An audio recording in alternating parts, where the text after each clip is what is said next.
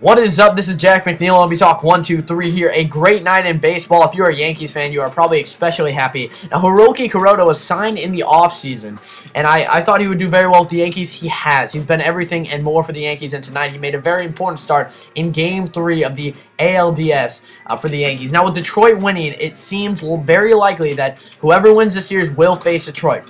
For a while, it looked like Baltimore had the momentum, had the edge in playing in New York. The first two in Baltimore, obviously splitting those. And the first game, Jim Johnson giving up a few runs there. Very disappointing loss for the Baltimore Orioles. Coming back and winning Game 2, though. And now in Game 3, a unlikely hero comes through huge in a very kind of uncertain spot there. You wouldn't see it. Unlikely spot, I mean. With Arod, someone who's making $30 million a year, an all-star for the Yankees, gets replaced by Raul Ibanez, making $1.1 million this year. And I think it really was part of the matchup. And the other thing, Arod was just struggling so much in the playoffs so far. So they got a little change in there, and he comes up huge with 1 out. They're 2 outs away from losing Game 3, which if you lose Game 3, it's very hard to come back. You know, I know they're going to be playing in New York, and I still think they could win the series if they were down 2-1. But with the Orioles and the magical season they've had, you really can never know. So they needed to win this game. I really do think they needed to win this.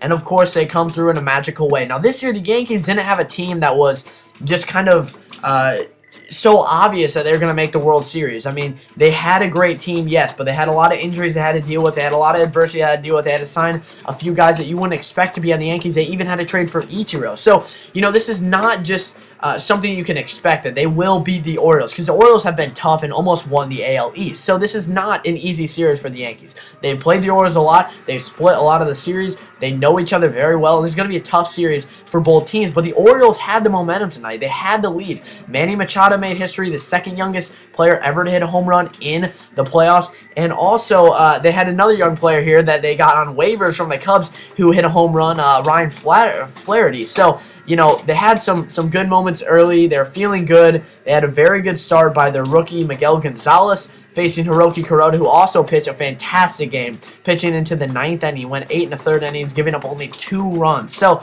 he had a great start.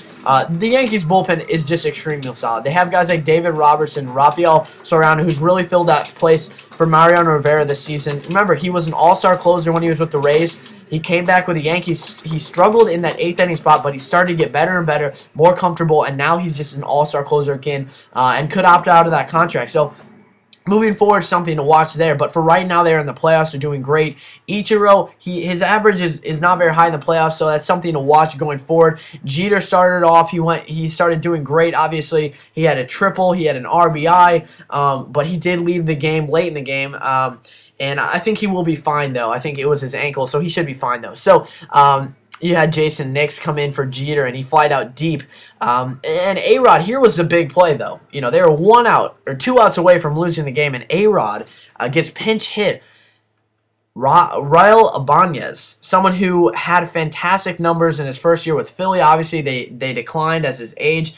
And now, you know, going to be 40 years old, he signs a kind of low-risk contract with the Yankees, and I thought he would do very well with the Yankees. I thought he would come up big. I didn't know maybe this big, hitting a home run off Jim Johnson. I mean, one of the best closers in the bigs this year. A home run off him to really damper this mood for the Orioles. I mean, they really should have won this game. They probably should have won Game 1, too.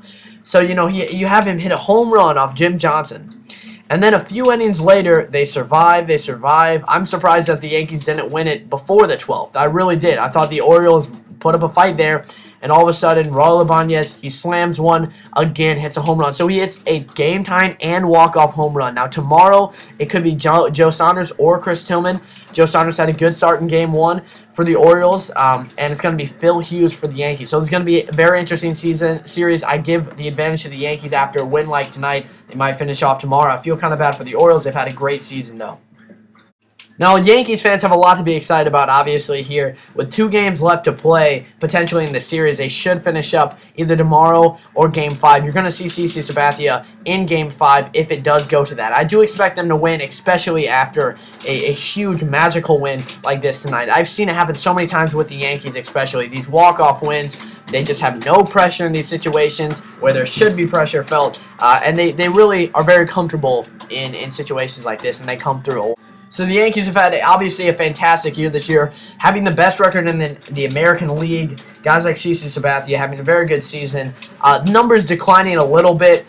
Velocity even declining, obviously. But he still is a workhorse and is someone that any team would love to have and is one of the best pitchers, especially in the playoffs. Chris Carpenter had a great start for the Cardinals today. Just other MLB news. The Reds and the Giants will go to Game 5. The Cardinals could finish it off tomorrow. I could see it happening, but I could also see a Game 5. Gio Gonzalez versus Adam Wainwright there. If that happens, tomorrow's going to be Latos versus Matt Cain. A great game. So it's going to be some exciting baseball tomorrow. Also the VP debate, not to get into any politics. But there's a lot of things going on tomorrow in baseball. The playoffs are starting to get crazy, and Detroit should wrap it up tonight. Now, if you're still watching, you're probably hoping I'm going to get to some more specific baseball news. Maybe talk a little bit more about the series going on, and maybe about the Yankees and the Orioles.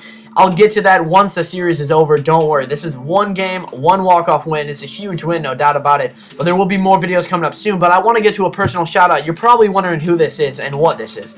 This is a musician. You could, the genres you could say electronic, dubstep, dance, whatever you want to say. G-H-E-K-Y-L-L. This is my brother, Jekyll. Innovative name there. He's going to college for University of Wisconsin-Milwaukee for film. It's a Peck and Art School, and he is working on kind of a dubstep project right now. He also is making YouTube videos for tutorials. He's on SoundCloud, Beatport, iTunes coming up with an album, and he might potentially play at Electric Force if you ever heard that. An amazing music festival. So check him out. He's in the works. 17 years old, music producer. Definitely worth checking out. It'd mean a lot. Thanks.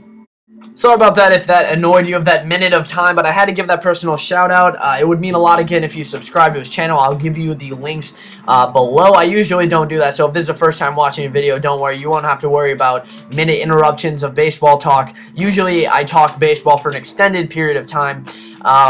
And I really do try to focus on each individual team and know enough about the team and try to get a feel for the story of their year. And I will get into the Orioles and the Yankees more detailed once the series is over. Same with the Tigers and the Oakland A's. I would love for the A's to win this game tonight. Force Game 5. You want to see all of the series go to Game 5s. And I would love to see the Giants pull it off. I'm sorry, Red fans, but I'm a huge Cardinal fan. I'm not trying to be biased. I really am. I'm not. But the Giants, it's a great story for them to beat the Dodgers after all the money spent. And the Reds, yes, they've had a great year, no doubt about it. But to win the first 2 games and potentially lose a series, I think it'd be very exciting to see the Giants win. So sorry if you're a Reds fan on that. But thanks for watching. I hope you enjoyed. If you're a Yankees fan, enjoy the rest of the night and celebrate.